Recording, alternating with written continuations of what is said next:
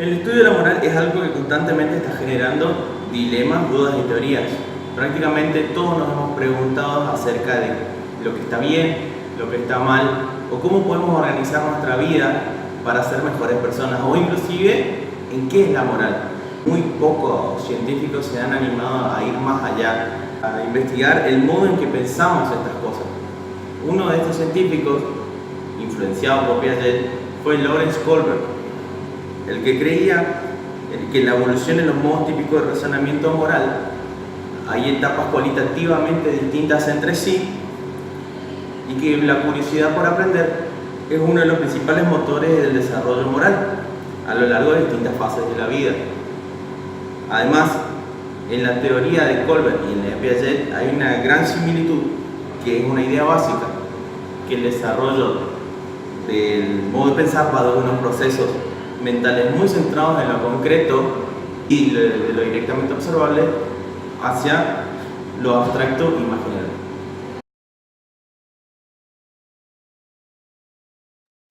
Uno de los objetivos más importantes del proceso de socialización consiste en que los niños aprendan a distinguir entre lo que en su entorno se considera correcto y lo que se juzga incorrecto, es decir, que puedan conseguir un nivel elevado de conocimiento de los valores morales que rigen en su sociedad y se comporten de acuerdo con ellos. Esto se consigue a través de un proceso de construcción e interiorización de dichos valores, proceso que tiende además a favorecer el desarrollo de los mecanismos de control reguladores de la conducta del niño. Aprendizaje social. El aprendizaje social se basa en una teoría desarrollada por el psicólogo Albert Bandura, que propone que el aprendizaje es un proceso cognitivo que tiene lugar en un contexto social y ocurre puramente a través de la observación o la instrucción directa, incluso en ausencia de reproducción motora o refuerzo directo. Considera los aspectos sociales de nuestra vida cotidiana. Hoy aprendemos mirando, escuchando y haciendo. Al combinar estilos de aprendizaje visual, auditivo y sinestésico para comprender nuevos conceptos, retener ese conocimiento y aplicarlos a los desafíos cotidianos en el trabajo y en el hogar. El enfoque abandona los modelos de aprendizajes tradicionales, favoreciendo un sentido más común, el enfoque del aprendizaje de la vida real. En comparación con las técnicas tradicionales de aprendizaje formal, el aprendizaje social se centra en cómo interactuamos con nuestros pares para el aprendizaje justo a tiempo y la adquisición de habilidades. Las teorías cognitivo-evolutivas de Piaget y Kohlberg se centran en el estudio del desarrollo del razonamiento moral. Para Piaget, el desarrollo moral comprendía dos estadios. El primero de ellos es la heteronomía o del realismo moral, y va desde los 5 a los 10 años, es decir, en la etapa preoperacional. Una de sus características son que los niños son dependientes de la autoridad, ya sean padres, Dios o inclusive la policía. Son muy obedientes, es decir, no cuestionan ninguna regla aunque no les guste.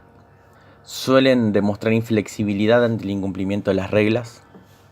También conlleva una responsabilidad objetiva, es decir, evalúan los dilemas morales solo en términos de las consecuencias, no del contexto ni de las intenciones. Por ejemplo, a mayor mancha, mayor castigo. Y también existe para ello la justicia inmanente, que es independiente a todas las personas. Siempre se produce. Por ejemplo, el niño roba un caramelo y nadie lo ha visto. Después pierde la pelota y cree que ese es el castigo por haber actuado mal. El segundo estadio es de la autonomía o del relativismo moral y va de los 11 a los 18 años, es decir, durante la etapa de las operaciones concretas y formales.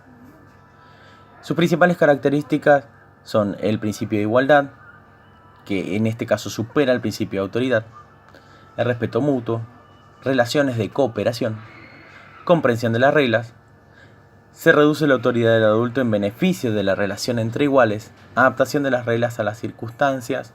El concepto de justicia tiene que ver menos con la autoridad del adulto y más con la aprobación social, el aprecio mutuo y la solidaridad. Se tienen en cuenta tanto las consecuencias como las intenciones y las circunstancias.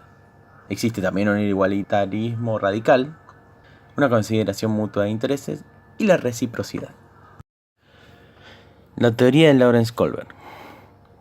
Las categorías que Kohlberg utilizó para señalar el nivel de desarrollo moral son una manera de expresar las diferencias sustanciales que se dan en el modo de razonar de alguien a medida que va creciendo y aprendiendo. Estas 6 etapas se engloban en 3 categorías más amplias: la fase preconvencional, la convencional y la postconvencional. En la fase preconvencional nos encontramos con los dos primeros estadios.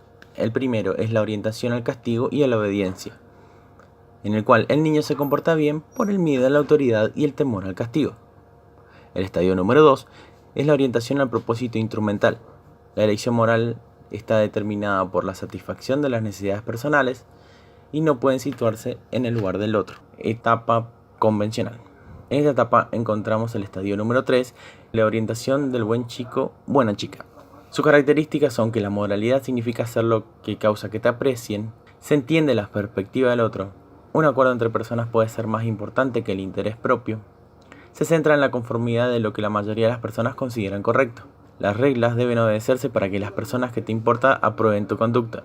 El valor moral reside en interpretar roles buenos o correctos, en mantener el orden y las expectativas de los demás. También orientar, ayudar, agradar y aprobar a los demás. El otro estadio comprendido dentro de esta etapa es el número 4, que es la orientación al mantenimiento del orden social. Sus características son que se considera la moralidad desde la perspectiva del sistema social, las necesidades individuales no son más importantes que mantener el orden social, la moral se basa en el estricto cumplimiento de las leyes y del deber. Las reglas se aplican a todos por igual y son el modo para resolver los conflictos, centrado en la ley y el orden social, por lo que tienden a cumplir el deber y mostrar respeto por la autoridad. La última etapa, la postconvencional, comprende el estadio número 5, que es la orientación al contrato social, en el cual se toma la perspectiva de todos los individuos que viven en una sociedad.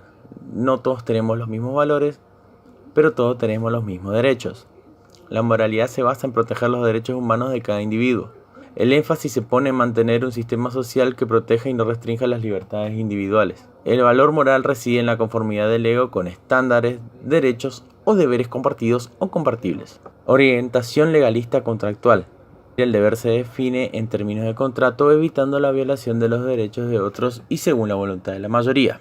Y el último estadio comprendido en esta etapa es la orientación a principios éticos universales. Cada persona tiene un valor personal y debe ser respetada independientemente de sus ideas. Se considera que hay unos principios universales de moralidad que están por encima de la ley, como la vida, la justicia y el respeto a la dignidad. Esto está centrado en la conciencia individual y los derechos universales. Se tiende a una orientación de conciencia de principio y no solo hacia las reglas, y los principios deben tener una consistencia universal.